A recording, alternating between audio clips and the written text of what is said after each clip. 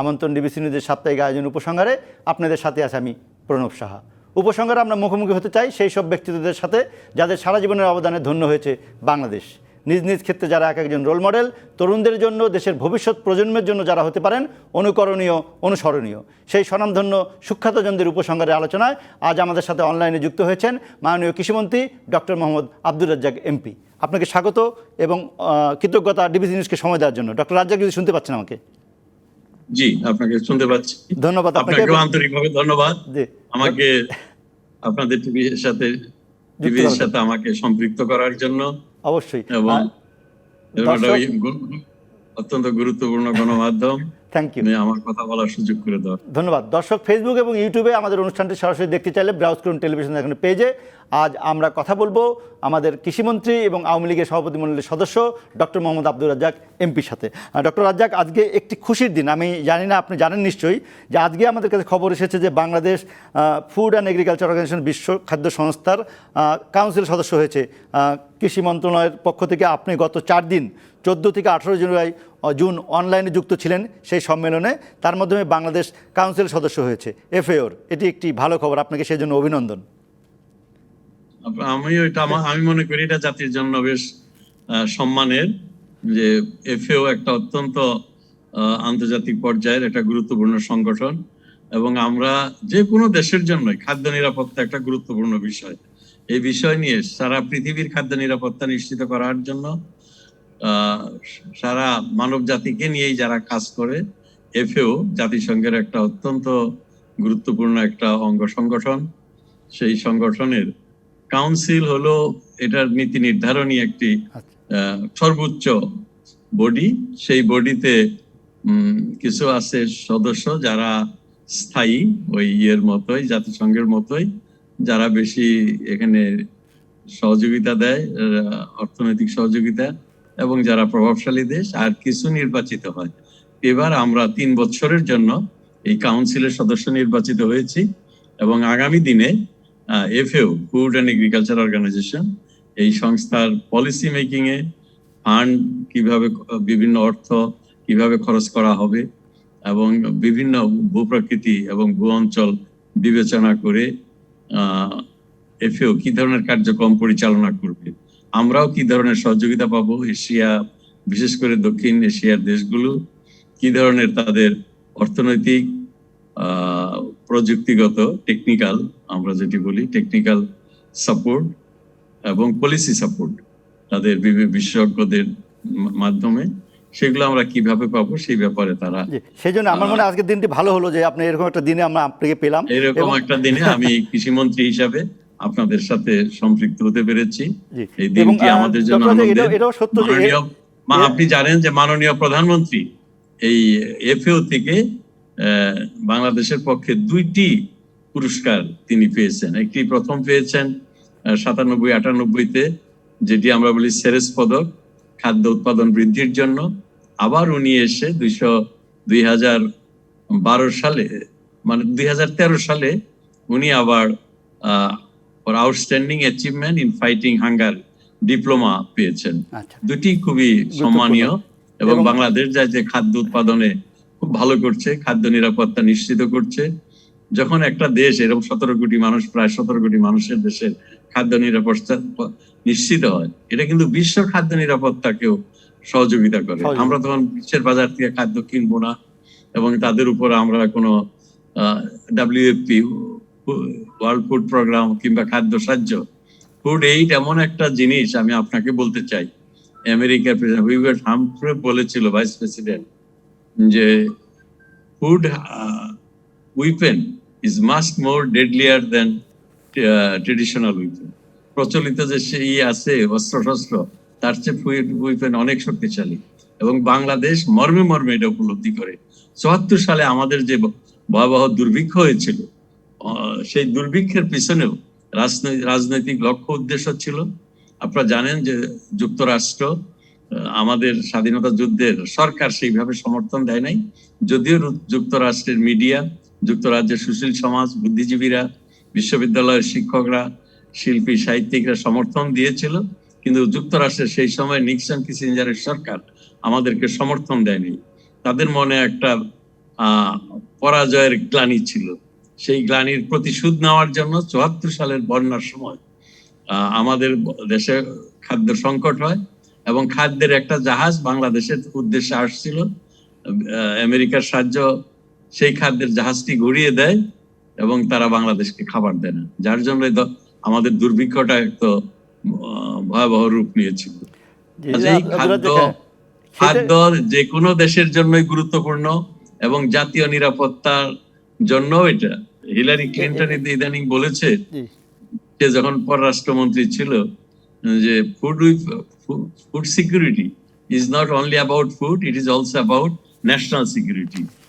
রাজনৈতিক স্থিতিশীলতার জন্য, সামাজিক নিরাপত্তার জন্য খাদ্য খুবই গুরুত্বপূর্ণ। এবং সেই কথা মনে ছিল বলে ডক্টর রাজ্জাক নিশ্চয়ই আপনি মনে আছে যে আমি খুবই খুশি যে এফএও আমরা কাউন্সিলের সদস্য হতে পেরেছি, খাদ্য আমরা ভালো করেছি, আমরা সেখানে বিশ্ব খাদ্য নিরাপত্তা অর্জনে আমরা সহযোগিতা। আপনি জানেন আপনি 2001-এ প্রথম এমপি হয়েছিলেন, 2008-এ যখন এমপি হয়েছিলেন তখন খাদ্য মন্ত্রণালয়ের দায়িত্ব পেয়েছিলেন, 2014-এর পর 2018-তে এসে কৃষি এবং খাদ্য একটি চালিয়েছেন, একটি এখন চালাচ্ছেন আপনি। এই পর্যায়ে আমি আপনাকে জানতে চাই যে দেখেন এইটা জায়গায় এসে যে কৃষি 70% মানুষ, 11 কোটি মানুষ প্রত্যক্ষ বা পরোক্ষভাবে কৃষির সঙ্গে যুক্ত বাংলাদেশে, এবং যেখানে খাদ্যশস্যের উৎপাদন 1,10,00,000 ছিল 1972 সালে, এখন এটি 4 কোটির বেশি খাদ্যশস্য উৎপাদন আমরা করি, চাল, গম, ডাল সব কিছু মিলে খাদ্যশস্য। সেক্ষেত্রে একটি বড় ধরনের চ্যালেঞ্জ আছে আপনার কাছে যে এইটার উৎপাদন, এইটার বাজার ব্যবস্থাপনা সব কিছু ঠিকভাবে রাখা একটা বড় ধরনের চ্যালেঞ্জ কৃষির জন্য। আমরা একটু আপনার পক্ষে বলি অনেক সময়, আমি নিজে, যে কৃষি দেয় কম, দেয় বেশি, পায় কম। বাংলাদেশে কৃষিখাত যদি আপনি বলেন, কৃষি সব থেকে বেশি দেয় কিন্তু কম পায়। এই করোনার সময় আপনি দেখবেন যে একমাত্র কৃষিখাতের উৎপাদন কখনো বন্ধ ছিল না, ফলে আমাদের খাদ্যের অভাব বলেন, ধানের সংকট কোনোটা হয় নাই। কিন্তু আমি আপনার কাছে জানতে চাই, এই সব কিছুর মধ্যেও আমরা দেখি অনেক সময় আমাদের চালের দামটা ঠিক থাকে না, বেশি হয়ে যায়। অনেক সময় দেখি যে কৃষি পণ্য যে উৎপাদন করে কৃষক, সেটি ন্যায্য মূল্য পায় না। এই চ্যালেঞ্জটা কীভাবে মোকাবিলা করে যাচ্ছেন কৃষিমন্ত্রী হিসেবে, আপনি যদি একটু বলেন আমাদেরকে। আপনারা জানেন যে খাদ্যের দাম একটা, কিন্তু যে কোনো সরকারের জন্যই উভয় সংকট। এই জন্য আমি বলবো, খাদ্যের দাম যদি বেশি হয় তাহলে যারা গরিব মানুষ, কম আয়ের মানুষ, নিম্ন আয়ের মানুষ, রিক্সাওয়ালা, ভ্যানওয়ালা, শ্রমিক, তারা কষ্ট হয়। দেশে অনেক সময় খাদ্য নিয়ে আমরা জানি যে এই 2001 থেকেও 2008-9 পর্যন্ত আমাদের উত্তরবঙ্গের এই নীলফামারী, তারপর আপনার কুড়িগ্রাম, এই সমস্ত এলাকায় আপনার মঙ্গা হতো, দুর্ভিক্ষ হতো, মানুষ কিভাবে খাদ্যে কষ্ট করতো। অনেক মানুষ আধা দুর্ভিক্ষে ভুগতো, না খেয়ে থাকতো, হাড্ডিসার মানুষ আমরা দেখেছি। তো এই যে একটা দিক, আরেকটি দিক হলো যে আবার যখন খাদ্য উৎপাদন বেশি হয়, এই 19 সালেই আমরা দেখেছি কৃষকরা ধান বিক্রি করতে পারছিল না, 500-600 টাকা মন ধান বিক্রি হচ্ছিল। কাজেই সরকারের জন্য এটা একটা উভয় সংকট। মাননীয় প্রধানমন্ত্রী যখন 2019 সালে চালের দাম খুবই কম এবং ধান বিক্রি করতে পারছিল না চাষিরা, তখন উনি খুব দুঃখ করে আমাকে বলতেছিলেন, রাজ্জাক দেখো, এটা একটা এত বড় আমাদের জন্য একটা উভয় সংকট, যে আমি ছোটকালে কি কষ্ট মানুষের দেখেছি। আমাদের এই গোপালগঞ্জে মানুষ শাপলার কই, তারপরে শাপলার গাছ, এগুলো কচু ঘুচু মানুষ খেয়ে থাকতো, কত কষ্ট মানুষ করেছে। সেই বাংলাদেশে এখন চাল, ধান বিক্রি করতে পারে না মানুষ, দাম অস্বাভাবিকভাবে কমে গিয়েছে। তো এইটা বিবেচনায় রেখেই উনি বললেন যে কিভাবে কৃষি উৎপাদনটাকে লাভজনক করা যায়, এটি আমাদেরকে করতে হবে। কৃষকরা এত কষ্ট করে ধান উৎপাদন করে এবং অন্যান্য ফসল, শাক সবজি, ফলমূল, ডাল, তেল, এগুলো বিক্রি করে যদি সে দাম না পায়, সে যদি লাভ না করতে পারে, তাহলে তো সে করবে না এটা, এবং আমাদের খাদ্য আবার ঘাটতি হয়ে যাবে। এই জন্য উনি আমাকে একটা নির্দেশনা দিলেন যে কিভাবে এটা কমানো যায়। আমি ওনাকে, প্রধানমন্ত্রীকে বলেছিলাম যে মাননীয় প্রধানমন্ত্রী, একটা হতে পারে যে আমরা উপকরণের দাম কমাতে পারি। উপকরণের দামটা আপনি ক্ষমতায় এসে 2009 সালে অস্বাভাবিকভাবে কমিয়েছেন। যে সারের দাম 90 টাকা কেজি ছিল, ডিএপি কেজি, সেটা আপনি 25 টাকা করেছেন। 82 টাকা টিএসপি ছিল, আপনি সেটাকে 22 টাকা করেছেন। 60 টাকা কেজি ছিল পটাশিয়াম, সেটা আপনি 40 টাকাও করেন নাই, 50 টাকা করে আপনি এটাকে 15 টাকা করেছেন। আন্তর্জাতিক বাজারের তুলনায় এগুলো অনেক, এখানে আপনাকে ভর্তুকি দিতে হয় বা আপনাকে সহযোগিতা প্রণোদনা দিতে হয়। যদিও আপনি বলেন যে কৃষিতে আমি কোনো ভর্তুকি দিই না, এটা বিদেশিরা বলে আমি কৃষিতে বিনিয়োগ করি। এবং আপনার এই পলিসি সফল হয়েছে। আজকে আপনি এত প্রায় 9 থেকে 10,000 কোটি টাকা আপনি কৃষি উপকরণের উপরে সহযোগিতা দেন বা প্রণোদনা দেন, তার ফলে আজকে আমাদের খাদ্য উৎপাদন বৃদ্ধি পেয়েছে, কৃষকরা দাম পায় না, যে প্রশ্নটি আপনি করেছেন। তো আমি ওনাকে বললাম যে আরো কিছু কমানো যায় কিনা। ডিএপির দাম ছিল 25 টাকা। আমি ওনার কাছে, তুমি একটা প্রস্তাব দাও, আমি আর ওনার কাছে সারসংক্ষেপ পাঠালাম 16 টাকার প্রস্তাব দিয়ে। এটা ডিসেম্বর মাস 19 সালে। আমরা তখন কেবল আমাদের 9-10 মাস হয়েছে ক্ষমতায় আসে। উনি দেখে আমি মনে করছি উনি হয়তো এটাকে 20 টাকা করবেন, কিন্তু যখন সার সই হয়ে আসলো আমরা দেখলাম উনি এটাকে 16 টাকাতেই সই করেছেন। এই মুহূর্তে ভারত এটার দাম 45 টাকা কেজি, আর আমরা 16 টাকায় দিচ্ছি। এইভাবে কৃষিটাকে আমরা কৃষকের করতে একটা দিক। আর একটা দিক হলো যে আমরা কৃষকের কাছ থেকে খাদ্য কিনি, বাজার দামের চেয়ে বেশি কিনি, যাতে করে কৃষকরা ধানটাতে বা চাইলে একটু দাম পায় এবং দামের উপরে প্রভাব বিস্তার করে। কিন্তু এটা এত কম আমরা কিনি বাজারের তুলনায় এবং আমাদের পূর্ণ ফলনের তুলনায়, সেটা খুব একটা ইম্প্যাক্ট সৃষ্টি করে না। তবু কিছুটা করে। এই দুই ভাবে আমরা বাজারটাকে মাননীয় এখানে একটা প্রভাবিত করার চেষ্টা করি এবং কৃষক যাতে লাভ করে কৃষি করে সেটা আমরা দেখি। এখানেও কিন্তু একটা উভয় সংকট মাননীয় মন্ত্রী। এই যে আপনি কৃষককে লাভবান করতে চান, আমরা বলছি যে কৃষককে বাণিজ্যিক কৃষি করতে হবে, উদ্যোক্তা কৃষি হতে হবে, শুধু খরপোশ কৃষির মধ্যে আমরা নাই। সেক্ষেত্রে দেখেন আপনি এবার ধান এবং চাল ক্ষেত্রে সংগ্রহ মূল্য কিন্তু বাড়িয়েছেন গত বছরের তুলনায়, কিন্তু দেখেন সেটাকে অজুহাত করে এখন যখন ভরা মৌসুম তখন চালের দাম বেশি বাজারে বলা হচ্ছে যে সরকারি দাম বাড়িয়েছে, তাহলে তো বাজারে একটু বেশি হবেই। এটাও তো একটা উপসংকট। এইটা কিভাবে মোকাবেলা করেন? আর সংগ্রহ আমাদের জন্য খুবই কঠিন। দেখেন 1080 টাকা কেজি মন আমরা ধান কিনতেছি, তারপরও চাষিরা দেয় না, কম দামে 900 950 বিক্রি করে। তারা বলে যে এরকম সরকারি গুদামে চাল নিয়ে যাওয়া ঝামেলা, তারা মাপ দেয়, মাপ দিয়ে ময়েশ্চার দেখে, আর্দ্রতা দেখে, তারপরে টাকা পয়সা পাওয়া ঝামেলা। তার চেয়ে তারা পাইকারদের কাছে একটু কম দামে সে বিক্রি করে দেয়। হ্যাঁ, একটু কমে বিক্রি করে তারা বাড়ির থেকেই ধান নিয়ে যায় ইয়েরা, আপনার মিলারের যারা এজেন্ট, তারা গিয়ে এইভাবে চাল কিনে। আমি এটুকুই বলবো, তবু এই বছর চাষিরা খুবই, আপনিও নিজে জানেন একজন সাংবাদিক হিসাবে, বরেণ্য সাংবাদিক হিসাবে, যে ইনশাল্লাহ এবার চাষিরা খুব ভালো দাম পেয়েছে, ধানের ফলনও খুবই ভালো হয়েছে। এরকম ফলন তারা বলে যে আমরা পাইনি। দীর্ঘদিন খরা ছিল, পোকামাকড়ের আক্রমণ হয় নাই এবং আশানুরূপ তারা, আর আমরা উন্নত জাত দিয়েছি। আরো আগে 28, 29 দুইটা জাত বোরোতে সবচেয়ে বেশি হতো।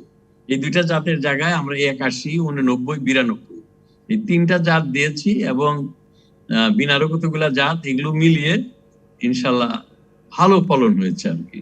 এবং এখানে আপনি নিশ্চয়ই একটু পরে নিশ্চয়ই আপনি যান্ত্রিকরণের কথা বলবেন, যে শুধু কৃষি উপকরণ নয়, কৃষি ধান কাটার যন্ত্র সেটিও দেওয়া হয়েছে, এমনকি ধান রোপণের যন্ত্র আপনারা দিয়েছেন, সেখানে ভর্তুকিও দিয়েছেন। কিন্তু এখানেও কথা হচ্ছে যে এই ভর্তুকির পরিমাণ আরেকটু বাড়ানো যায় কিনা।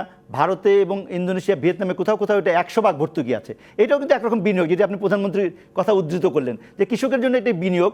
আবার উপকরণ কেনার ক্ষেত্রে, চাষের ক্ষেত্রে কৃষি ঋণেরও একটা ব্যাপার থাকে।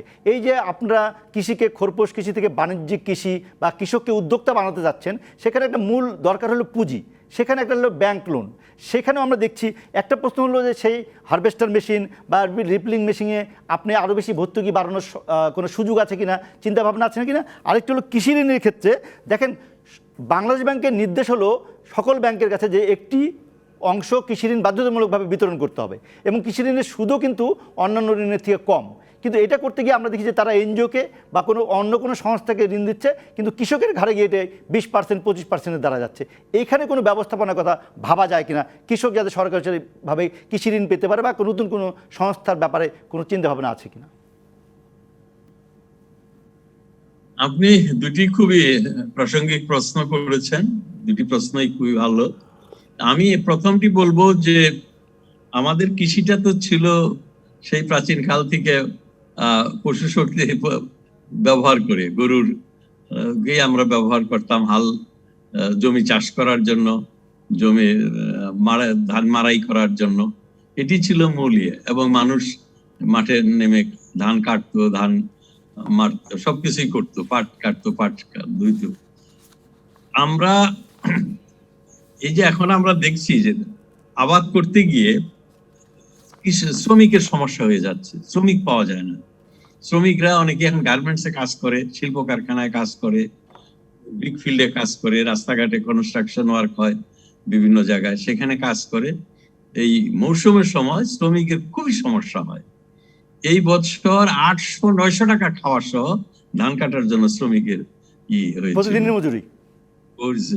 এই প্রেক্ষিতেও আমরা চিন্তা করেছি যে কৃষককে আমরা কম ভর্তুকি বা প্রণোদনা দিয়ে কৃষি যন্ত্রপাতি দিতে পারি কিনা, কৃষিটাকে যান্ত্রিকরণের দিকে নিয়ে যাই।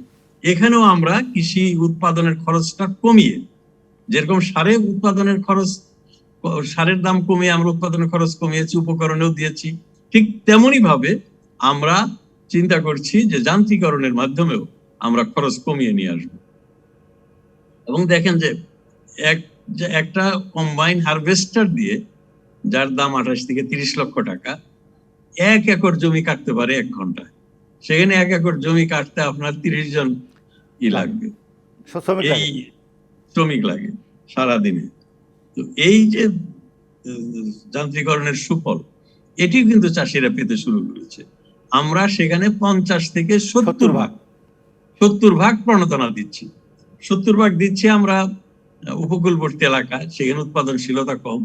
আমরা দিচ্ছি হাওড় এলাকায় 70 ভাগ, আর 50 ভাগ দিচ্ছি একটা কম্বাইন হারভেস্টারের দাম 28 লক্ষ টাকা হলে 14 লক্ষ দিচ্ছে চাষি, আর 14 লক্ষ টাকা দিচ্ছে সরকার। আর উপকূলবর্তী এলাকায়, হাওড় এলাকায় 70 ভাগ 21 লক্ষ টাকা দিচ্ছে সরকার, চাষি দিচ্ছে মাত্র 7 লক্ষ টাকা। তারপরেও আমরা সহযোগিতা করছি, তারা যাতে 7 লক্ষ টাকাও ব্যাংক থেকে লোন নিতে পারে, সহযোগিতা করতে পারে। এই সরকার যে সত্যিকারের কৃষকের বন্ধু, কৃষির বন্ধু, কৃষির কল্যাণ নিয়ে সবসময় কাজ করেছে। বঙ্গবন্ধু ছিল কৃষকের অকৃত্রিম বন্ধু। তিনি ছোটকাল থেকে কৃষকের দুঃখ দুর্দশা বঞ্চনা দেখেছেন, সেই সাম্রাজ্যবাদীদের উপনিবেশিক শাসনের সময়। সেই কৃষি বান্ধব সরকার কি 100 ভাগ ভর্তুকি করতে পারে না? আশেপাশের দেশে কিন্তু 100 ভাগ ভর্তুকি কিভাবে দিবে? 100 ভাগ দিতে সবাই বিনা পয়সায় নিতে চাবে, এই একটি। আর একটি হলো যে 7 লক্ষ টাকাও কিন্তু অনেক টাকা একটা চাষির জন্য। অবশ্যই অনেক জায়গায় দেখছি আমরা 2-3 জন চাষি একত্র হয়ে, অথবা যারা একটু সচ্ছল চাষি, তারা ওই যে সকল কোম্পানি, আমরা কিন্তু ভালো কোম্পানি ছাড়া দেই না, ইয়ানমার, কবোটা, মেটাল, এরকম ইয়েদেরকে আমরা ওই নিম্নমানের দিয়ে আমাদের কাছ থেকে ভর্তি নিবে, প্রণোদনা নিবে, সেটা আমরা লাভ করি না। একদম উন্নত মানের। আপনারা দেখেছেন যে কিভাবে সুন্দর ধানগুলো কেটে তারপর এটা একদম মারাই করে ধানগুলো ফেলে, খড়কুটো নাই, একদম পরিষ্কার ধান, একদম পরিষ্কার ধান মাঠ থেকে মিলারের এজেন্টরা কিনে নিয়ে যাচ্ছে। কৃষিমন্ত্রী মহোদয়, এইবার আমরা সেই ছবি অনেক দেখিয়েছি। তারপরে আরো কতগুলো প্রক্রিয়া আছে, মারাই গেল, তারপরে আপনার ঝাড়া গেল, এখন রইল আপনার ধান লাগানো। ধান লাগানোটাও কঠিন। এই ধান লাগানোর জন্য আমরা যন্ত্র আনতেছি, ট্রান্সপ্ল্যান্টার, ইনশাল্লাহ সেটাও আমরা দেবো। আমরা 53,000 দিব আপনার 3,020 কোটি টাকার আমরা একটা প্রজেক্ট পেয়েছি, কৃষি যান্ত্রিকরণ প্রকল্প, এবং সেটা ভালোভাবে এগিয়ে যাচ্ছে। আমরা আরেকটু জানতে চাই, আপনি নিজেই বললেন ওই কৃষক ওই 7 লক্ষ টাকাও যদি ব্যাংক ঋণ পায় তাহলে তার জন্য আরো সুবিধা পাওয়া হয়, কারণ অনেকের কাছে এই ঋণ পাওয়া এবং এই ঋণ কম সুদে হইতে হবে, এইটার ব্যবস্থাপনা যদি আপনি একটু বলেন বিরতির পরে এসে। ব্যাংকের ক্ষেত্রে কৃষি মন্ত্রণালয় কোনো উদ্যোগ নেবে কিনা অর্থ মন্ত্রণালয়ের সঙ্গে কাজ করার জন্য, আমরা আপনাকে জানতে চাই। বিরতির পরে এসে এটি শুনবো। আপনাকে ধন্যবাদ দর্শক, আপনাদের ধন্যবাদ আমাদের সাথে থাকার জন্য। কথা হবে আবার বিরতির পর। আমরা আবারও ফিরে এলাম উপসংহারে।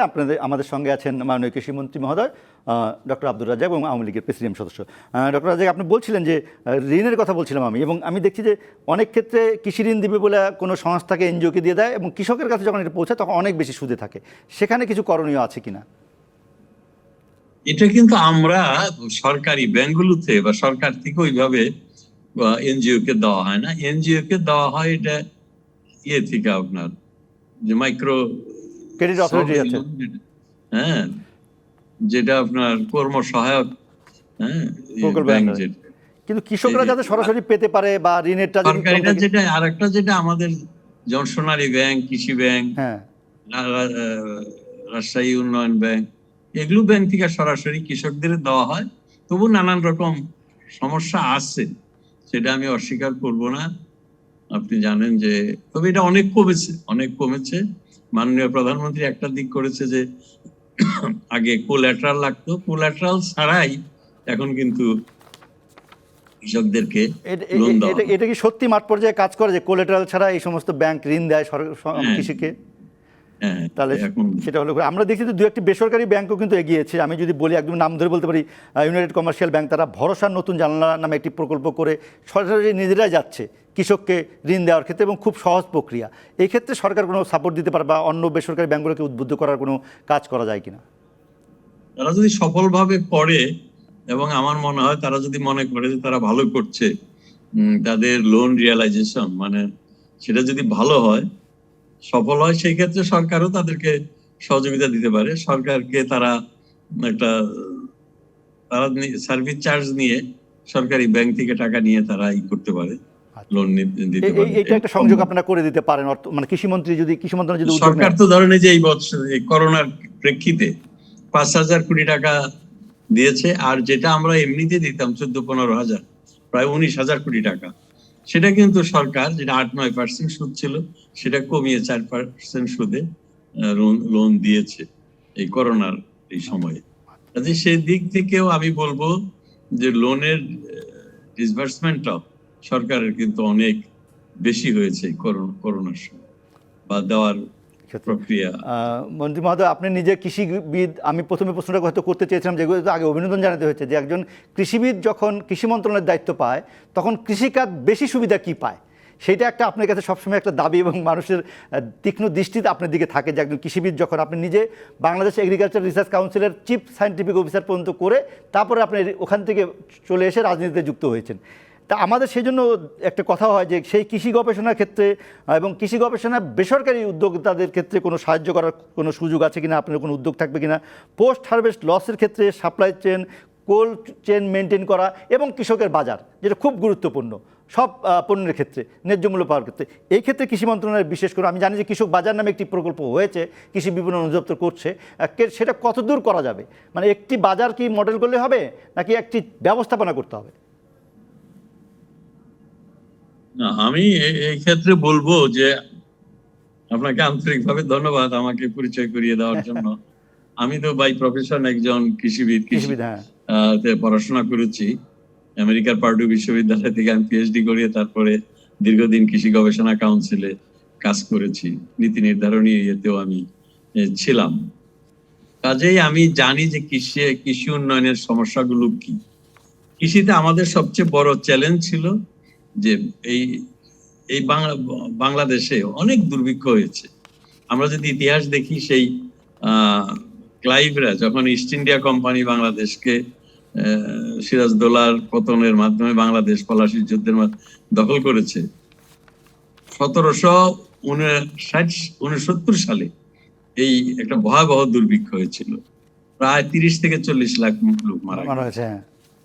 আবার আপনার 1943 সালে, যেটা দ্বিতীয় বিশ্বযুদ্ধের সময়, এই সাম্রাজ্যবাদীদের ব্রিটিশ সরকারের, বিদেশি সরকারের শাসনামলেও দ্বিতীয় বিশ্বযুদ্ধের সমস্ত আপনার অর্থ, দেশের সম্পদ যুদ্ধে নিয়োজিত করা এবং খাদ্যশস্য এই যুদ্ধের সেনাবাহিনী এবং তাদেরকে প্রায়োরিটি দেওয়ার কারণেও দুর্ভিক্ষ হয়েছিল। তারা বলে 20 লক্ষ, কিন্তু বেসরকারি হিসাবে প্রায় 3 মিলিয়ন 30 লক্ষ লোক মারা গিয়েছে।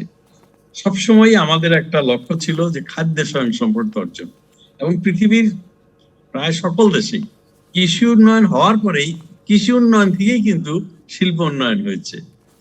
কৃষির, আমরা বলি যে বাংলাদেশের কৃষি আমাদের জীবনী শক্তি, প্রাণশক্তি। কৃষিকে কেন্দ্র করে সার্বিক অর্থনীতি, সামাজিক রীতিনীতি, সংস্কৃতি সবকিছু আবর্তিত হয়।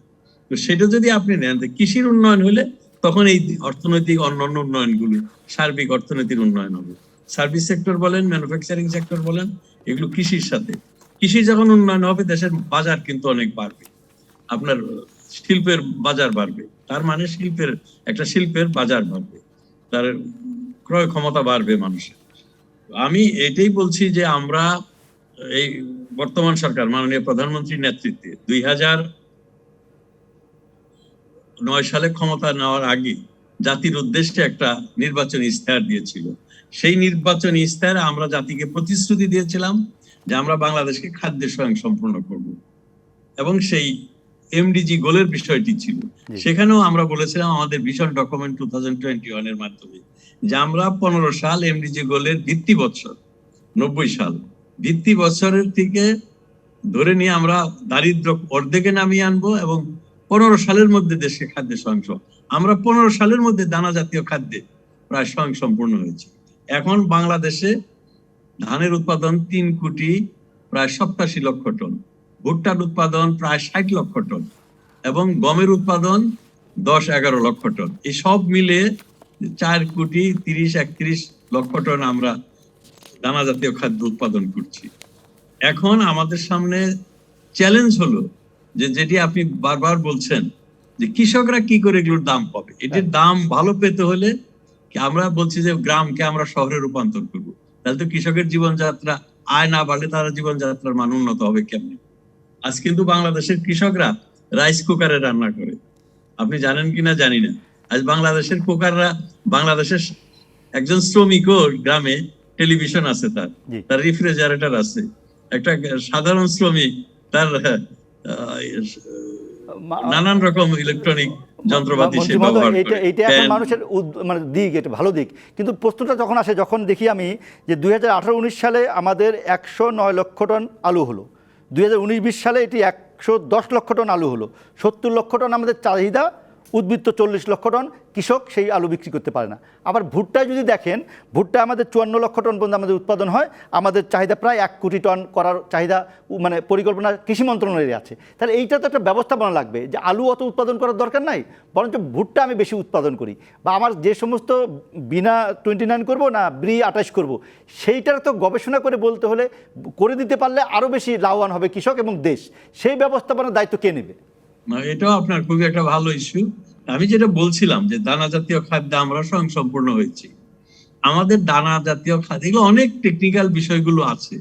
যেমন আমরা খাই চাল, এই প্রায় 380 গ্রামের মতো। এত চাল খাওয়ার দরকার নেই। আপনি শাকসবজি খান, কেউ খায় না, আপনি এত চাল খাওয়ার দরকার, পৃথিবীর কোন দেশের মানুষ এত চাল খায় না।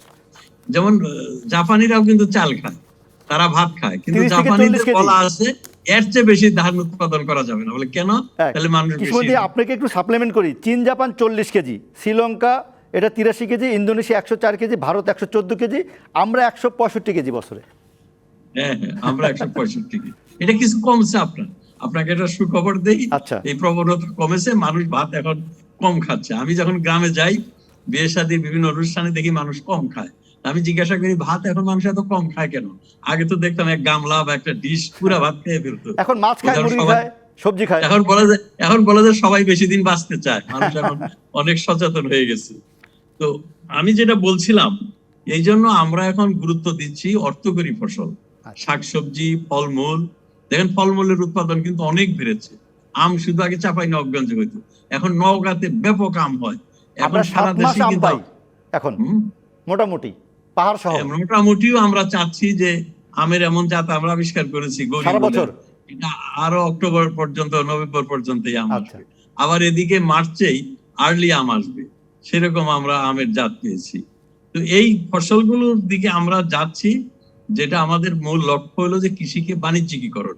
বাণিজ্যিকীকরণ করতে হলে আপনাকে ডায়োমোডাল মার্কেটিং এ যেতে হবে। সেই ডায়োমোডাল মার্কেটিংটা হলো আন্তর্জাতিক বাজারও এই আপনাদের শাকসবজি, ফলমূল এগুলো বিক্রি করতে হবে, ডোমেস্টিক মার্কেটও বিক্রি করতে হবে। আন্তর্জাতিক বাজারে গেলে আপনাকে কিছু কন্ডিশন আছে। সারা পৃথিবীর মানুষ, বিশেষ করে পশ্চিমা বিশ্ব, ইউরোপের মানুষ, আমেরিকার মানুষ, উন্নত জাতিরা, জাপানের মানুষ, তারা খুবই স্বাস্থ্য সচেতন। তারা কোনো ক্রমে নিরাপদ খাদ্য ছাড়া নিবে না। নিরাপদ খাদ্যের জন্য এখন আপনি বলেছেন যে কৃষিবিদ হিসাবে কি, কৃষিবিদ হিসাবে আমার অবদান হবে যে গ্যাপ, গুড এগ্রিকালচার প্র্যাকটিস। এমন পরিবেশে খাদ্য উৎপাদন করবেন যে মাঠ থেকে শুরু করে একদম টেবিল পর্যন্ত। এইটা আপনি মনিটর করবেন যে কোনো রকম পোকামাকড় বা কোনো রোগ জীবাণুর মঞ্জুমত, আমরা একটু বিরতিতে যাই। এটা কৃষিবিদদের জন্য আপনারা কৃষিবিদদের বলেন হিসাবে একটু বিরতি যেমন আমরা একটা উদ্যোগ নিয়েছি, মাননীয় প্রধানমন্ত্রী আমাদেরকে 1 একর 2 একর জমি দিয়েছে পূর্বাঞ্চলে। কেন? যে পূর্বাঞ্চলে আমরা একটা ইন্টারন্যাশনালি অ্যাক্রিডিটেড উন্নত মানের ল্যাব করব, আর এই 2 একর জমির মধ্যে আমরা কৃষি পণ্য প্রসেসিং এর জন্য, প্রসেসিং এর যে সুন্দর করে পরিষ্কার করে তারপরে আপনার সেটা, কালকে রাত্রেও মাননীয় প্রধানমন্ত্রী আমাকে নির্দেশ দিচ্ছিলেন বিভিন্ন বিষয়ে। যেমন জাপানে যদি আপনি আম রপ্তানি করতে চান তাহলে ভেপার হিট ট্রিটমেন্ট লাগবে। ভেপার হিট ট্রিটমেন্টের প্ল্যান্টের দাম খুব বেশি না, মাত্র 10 থেকে 15 কোটি টাকা। এটা কোনো ব্যাপার না, যখন পদ্মা সেতু আমরা করতে পারি। আমাদের মাননীয় মন্ত্রী বিরতি থেকে আসি, আপনি বিস্তারিত শুনবো। আমরা একটু বিরতিতে হচ্ছে। দর্শক, আমাদের সঙ্গে আছেন কৃষিমন্ত্রী মহোদয়, আপনারা থাকুন। আমন্ত্রণ আরও একবার উপসংহারে আমাদের সাথে কথা বলছেন মাননীয় কৃষিমন্ত্রী ডক্টর আব্দুর রাজ্জাক এমপি। মন্ত্রী মহোদয়, আপনি যদি বলেন ছোট করে, আমাকে রাজনীতি আলোচনা করতে অল্প, কারণ আমি জানি যে ছাত্রলীগ করা মানুষ আপনি, সেখান থেকে কর্মজীবন এবং রাজনীতি করে এসে 4 বার এমপি হয়েছেন, 2 বার মন্ত্রণালয় পেয়েছেন এবং এখন দলের প্রেসিডিয়ামের কাজ করছেন, সেটিও আলোচনা করবো। তবে শেষ যদি করেন আপনি, আমরা ওই কৃষি বাজার ব্যবস্থাপনাটা একটু বলছেন, কৃষিকে কীভাবে সাহায্য করা যায়, একই সঙ্গে কৃষি খাতে নতুন কর্মসংস্থানেরও ব্যবস্থা করতে হবে। আপনি যদি বলেছেন যে গ্রাম যদি শহর হয় তাহলে সেখানে কর্মসংস্থান, কৃষিতেও একটা বড় সুযোগ আছে। যেমন আমরা যেমন যান্ত্রিকরণে যাচ্ছি, যান্ত্রিকরণে, কৃষি যান্ত্রিকরণের জন্য কৃষি যন্ত্রগুলো তৈরি করতে হবে, এর জন্য শিল্প কারখানা, এর স্পেয়ার পার্টস, এত বড় কৃষি আমাদের বিপুল। প্রতি বছর আপনার ট্রাক্টর বিক্রি হচ্ছে 5 থেকে 6 হাজার। এই যে 5-6 হাজার করে ট্রাক্টর বিক্রি হচ্ছে, এই ট্রাক্টরের তো রক্ষণাবেক্ষণ লাগবে এবং প্রত্যেক গ্রামে আপনার ওয়ার্কশপ লাগবে। এখানে কিন্তু ছেলেমেয়ে এবং সরকার দেখেন এই বছর বাজেটে আগামী 10 বছরে কৃষি যন্ত্রপাতি, কৃষি প্রক্রিয়াজাতকরণ সবকিছুর কর এগুলো আগামী 10 বছরের জন্য এবং ট্যাক্স অলরেডি দেওয়া হয়েছে যাতে তৈরি হয়। কৃষিকে যান্ত্রিকীকরণ করা, কৃষি প্রক্রিয়াজাতকরণের জন্য যে প্রাণ, এসিআই, স্কোয়ার, বড় বড় লিডিং গ্রুপগুলো কিন্তু ইয়েতে এসছে। তারপরে ফ্রেশ, এদেরকেও ইভেন কি বিএসআর আর্ম স্টিল কোম্পানি, তারা কিন্তু এখন এই বা কাজু বাদাম প্রক্রিয়াজাতকরণের প্ল্যান করতেছে, প্ল্যান বসাচ্ছে। এবং কৃষি যন্ত্রপাতি তো বাংলাদেশে তৈরি হওয়া দরকার। হ্যাঁ, সেটাই আমাদের এখন লক্ষ্য হলো। আমি মিয়ানমারের প্রেসিডেন্টের সাথে কথা বলেছি, মিয়ানমারের প্রেসিডেন্টও বলছে তারা খুবই আগ্রহী, তারা বাংলাদেশে মিয়ানমারের এই কম্বাইন হারভেস্টার এবং এগুলোর প্রথম দিকে তারা করবে, অ্যাসেম্বলিং প্ল্যান করবে, যন্ত্রপাতি স্পেয়ার পার্টস করবে, পরে আস্তে আস্তে তারা এখানে। আমরা আশা করবো যে আপনার মেয়াদের মধ্যেও এরকম একটা কারখানা হবে যে বাংলাদেশে হারভেস্টার মেশিন তৈরি হচ্ছে, সেটা হয়তো দেখবো। কারণ এখন আমরা ছবি দেখাই, ধান কাটার ছবি দেখাই হারভেস্টার মেশিনে, আপনি সেখানে থাকেন, আমরা অনেকবার খবর দেখিয়েছি। কালকে আপনি কাজু বাদাম দেখতে যাবেন, নিশ্চয়ই এই ক্ষেত্রে যন্ত্রপাতিরও অনেক বেশি সুযোগ হবে।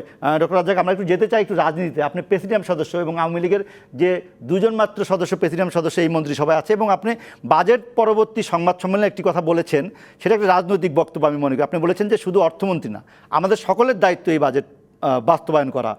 একটি মন্ত্রিসভা হলো একটি সম্মিলিত দায়িত্ব।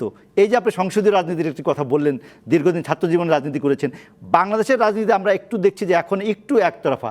আওয়ামী লীগই কর্তৃত্ব করছে, আওয়ামী লীগ বড় দল, অনেক বছর ক্ষমতায়, বিরোধী দল অনেকটাই দুর্বল, মাঠের প্রধান বিরোধী দল সংসদে কম। এই রাজনীতিটা কি একটু ভারসাম্যহীন মনে হয় আপনার? অবশ্যই ভারসাম্যহীন। আমি একজন রাজনৈতিক কর্মী হিসাবে আমি মনে করি যে আমরা তো বঙ্গবন্ধু এই ওয়েস্টমিনিস্টার পদ্ধতিতে সরকার গঠনের চিন্তা করেছিলেন। দীর্ঘদিন তিনি আমরা যাকে বলি গণতন্ত্রের মানুষপুত্র সরোয়ার্দী সাহেব, তার সাথে রাজনীতি করেছিলেন, তার ভাবশিষ্য ছিলেন, একে অপরের আমরা বলি পরিপূরক ছিলেন। বঙ্গবন্ধু যে ক্যাবিনেট সিস্টেম, পার্লামেন্টারি সিস্টেম, এই পার্লামেন্টারি সিস্টেমে বিরোধী দল খুবই একটা গুরুত্বপূর্ণ ভূমিকা রাখে। যেমন আমরা বলি কাচির 2টা নাহলে কাচি দাও, কাপড় কাটা যায় না, পার যেরকম 2টা পা মানুষের হাঁটার জন্য, ঠিক তেমনি বিরোধী দল এবং সরকারি দল 2টাই সম ভূমিকা রাখে, যে কয়জনেরই হোক। ভারতেও দেখা গেছে ছোট্ট বিরোধী দল না হলে তাদেরকে গ্রুপ করে দেওয়া হয়েছে, তাদের অফিস, তাদের কথা বলার সুযোগ। স্বাধীনতার পর আমরা দেখছি সুরঞ্জিত সেনগুপ্ত প্রয়াত, উনি মারা গেছেন, উনি একাই ওনাকে বঙ্গবন্ধুর সুযোগ দিতেন, কত কম বয়স ছিল কিন্তু তার। এখানে তাকে কথা বলা- সরকার মানে একটি বড় দল হিসেবে আপনারা কি করতে পারেন? আপনারা তো আমরা বিরোধী এখন সৃষ্টি করতে সমস্যা পারবেন হচ্ছে না। যে বিএনপি দুইটা দিক, একটা হলো বিএনপি অবশ্যই বড় রাজনৈতিক দল, এটা আমি অস্বীকার করি না।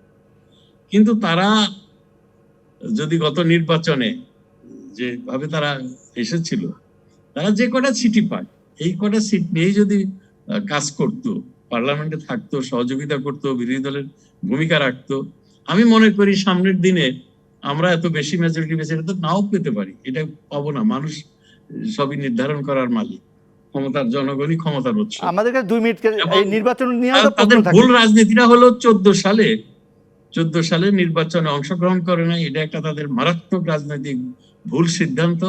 দ্বিতীয়ত হলো 15 সালে গিয়ে একটানা 3 মাস তারা সন্ত্রাসের রাজনীতি কিন্তু করলো। আগামীতে নির্বাচনে অংশগ্রহণ নিলে সুষ্ঠু নির্বাচন হবে, সেই আশ্বাস কি দেওয়া যায়?